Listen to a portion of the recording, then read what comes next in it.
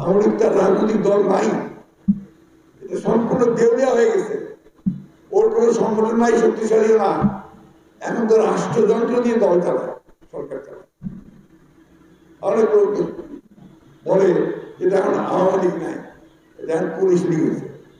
চুরি চালায় দেওয়ার কোনো কাজ নাই, সবখানে চুরি। ওই যে আপনার বলে কি স্কুলের শিক্ষক নিয়োগ দিবে, আপনার পিয়ন নিয়োগ দিবে, হাসপাতালের কর্মচারী নিয়োগ দিবে, যেখানে যত নিয়োগ আছে উমার টাকা লাগিবেই। ব্যবসা বাণিজ্য করিবে, সেইটাও আপনি দেখবেন যে টাকা, চুরি ছাড়া কিছু নাই। এই চুরি করতে করতে দেশটাকে ফোকলা করে দিয়েছে। অর্থনীতি শেষ, ব্যাংকগুলো ধ্বংস হয়ে যাচ্ছে, আপনার ইম্পোর্ট ভালো হচ্ছে না, এক্সপোর্টও বাড়ছে না, অর্থনৈতিক অবস্থা ধসের দিকে যাচ্ছে। অর্থনীতিবিদরা বারবার করে বলছেন যে এখনো থামেন, মেগা প্রজেক্ট দিয়ে মেগা দুর্নীতি বন্ধ করেন, নাহলে এই দেশ আর টিকবে না। যে দেশে কোনো জবাবদিহিতা থাকে না, সেই দেশে বন্ধুগণ কখনো গণতন্ত্রকে প্রতিষ্ঠা করা যায় না, মানুষের অধিকারকে প্রতিষ্ঠা করা যায়। আজকে বর্তমানে যারা ক্ষমতায় বসে আছে, তারা একটা ফ্যাসিবাদী কায়দায় একদলীয় শাসন ব্যবস্থা প্রতিষ্ঠা করতে চায়।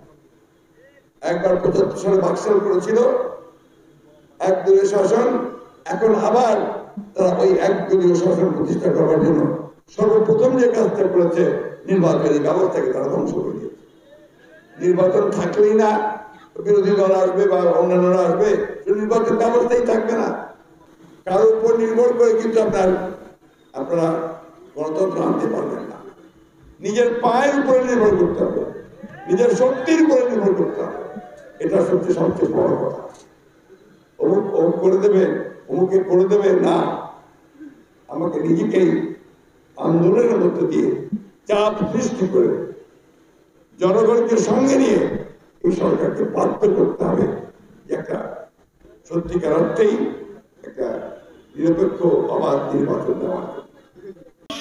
আলমগীর সাহেব আজকের এই অনুষ্ঠানের প্রধান এই এলাকাবাসীদের পক্ষ থেকে নিজের হৃদয়ে নিজের নিবেদন করছি। আমি মাননীয়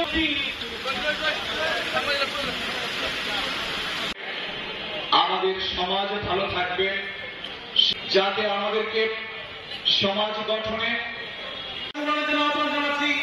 দপ্তর সম্পাদক সহ জেলা কমিটির আসন গ্রহণের জন্য আহ্বান জানাচ্ছি। সম্মানিত উপস্থিতি, এবারে